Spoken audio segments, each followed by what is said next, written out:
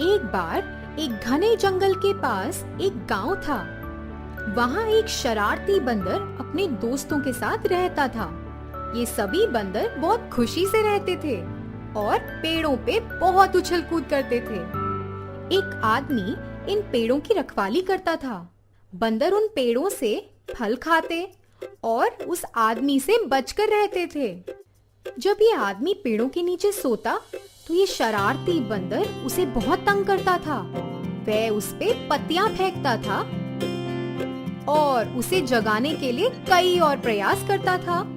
बंदरों की इस हरकत से वो आदमी अपनी नींद से उठ जाता था और उन्हें वहाँ से भगा देता था, मगर वो बंदर हमेशा बचकर ही रहे।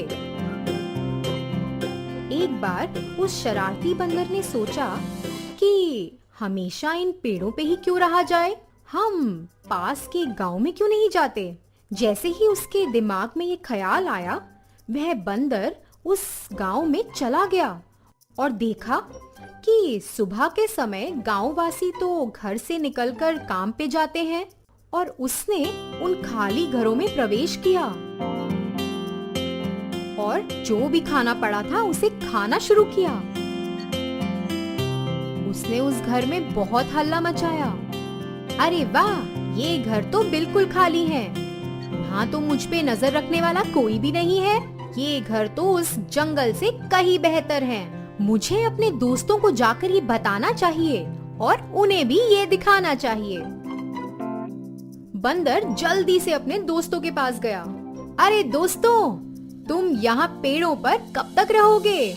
पास ही में एक गांव है जहाँ पे सुबह के समय घर खाली रहते हैं। सभी गांववासी सुबह से शाम तक काम पर जाते हैं और जब तक वो घर पे नहीं आते, हम उस घर में बहुत मजे कर सकते हैं और जो हमको चाहिए खा भी सकते हैं। अरे वाह, क्या हम वो सब कर सकते हैं जो हमें करना है?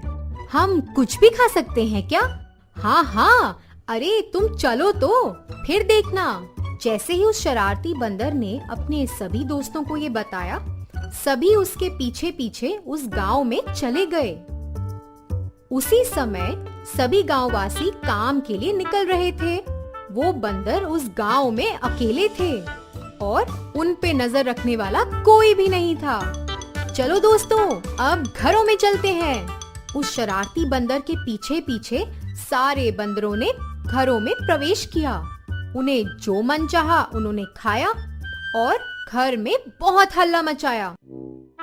फिर थोड़ी देर बाद गांववासियों का घर लौटने का समय हो गया। घर की हालत देखकर वह दंग रह गए और बहुत परेशान होने लगे कि ऐसा सब किसने किया है।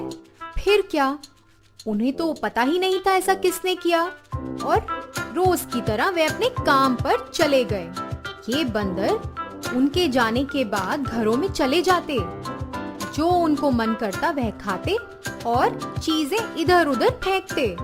उन्होंने घर में बहुत उछल कूद की। फिर एक दिन बबलू नाम के एक बच्चे ने इन बंदरों को घर में घुसते देखा।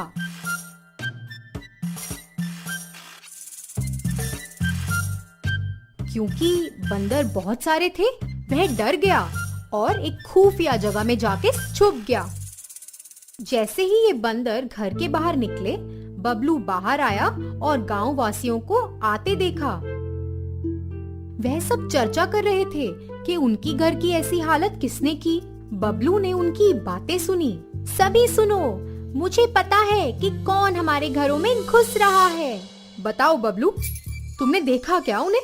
हाँ, मैंने बंदरों के एक झुंड को देखा जो आपके जाने के बाद घरों में घुस जाते हैं और फिर कितना हल्ला मचाते हैं। मगर क्योंकि मैं अकेला था तो मैं डर कर छुप गया। बबलू, क्या ये सच है? हाँ, अगर आप चाहें तो मैं आपको दिखा सकता हूँ। मुझे पता है कि वो किस समय पर आते हैं। कल सुबह आप सब मेरे पास आइए, मैं आपको दिखाऊंगा वो बंदरों का झुंड। अगले दिन कुछ गांववासी बबलू के पास गए और फिर उसे चलने को कहा। अरे रुकिए, ऐसे नहीं, हमें उन बंदरों से छिपना होगा। फिर सारे गांववासी पेड़ों के पीछे छिप गए।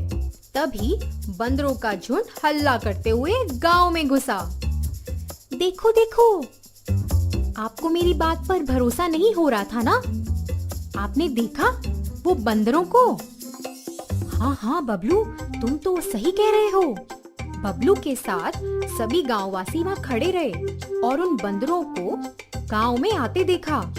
उन्होंने एक बड़ा लाल मुंह वाले बंदर को देखा जो सभी बंदरों को अपने साथ लेकर आ रहा था।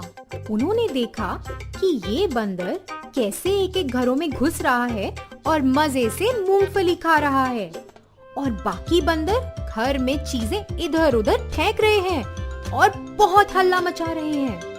सभी ने सोचा कि ये तो उन्हें रोकना पड़ेगा। फिर उन्हीं में से विनोद नाम के एक गांववासी ने, देखो सभी सुनो, मेरे पास एक उपाय है। अगर हम ऐसा करेंगे तो वो बंदरों के सरदार को हम पकड़ सकते हैं, और जब हम उसे पकड़ लेंगे तो बाकी बंदर डर के मारे यहाँ कभी वापस नहीं आएंगे। हाँ हाँ, तो बताओ विनोद, क्या है तुम्हारा उपाय?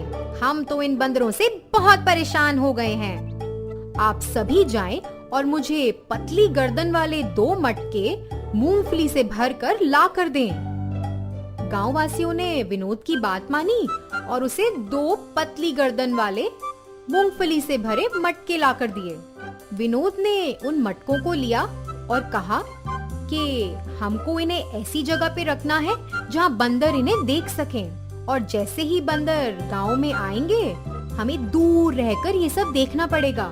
जैसा कि विनोद ने कहा, सारे गांववासी वहाँ से चले गए और अगले दिन वह सभी विनोद के साथ आए और दूर से उन बंदरों को देखने लगे।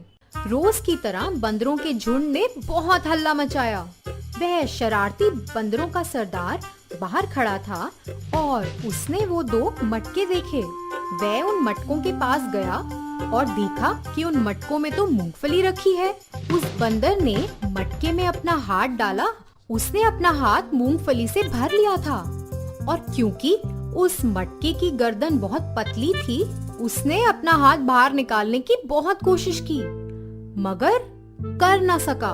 उसी बीच बाकी के बंदरों ने गांव वासियों को उनकी ओर आते देखा। उन्होंने चिल्लाना शुरू किया और सबको भागने को कहा। वह भागते हुए उस शरारती बंदर के पास आए और उसे वहाँ से जाने को कहा, मगर उस बंदर का हाथ तो मटके में फंस चुका था और वो तो वहाँ से हिल भी नहीं पाया। और तभी सारे गांववासी वहाँ पहुँच गए। सभी गांववासियों ने उस बंदर के सरदार को घेर लिया और बाकी के बंदर वह देख के डर गए और वहाँ से भाग निकले। बेचारा बंदर सोच में पड़ गया, अरे मैं तो कितना लालची था कि इन मूंगफलियों के चक्कर में फंस गया। अब तो मैं इन गांव वासियों के साथ फंस चुका हूँ। विनोद के इस उपाय को सभी गांव वासियों ने बहुत सराहा।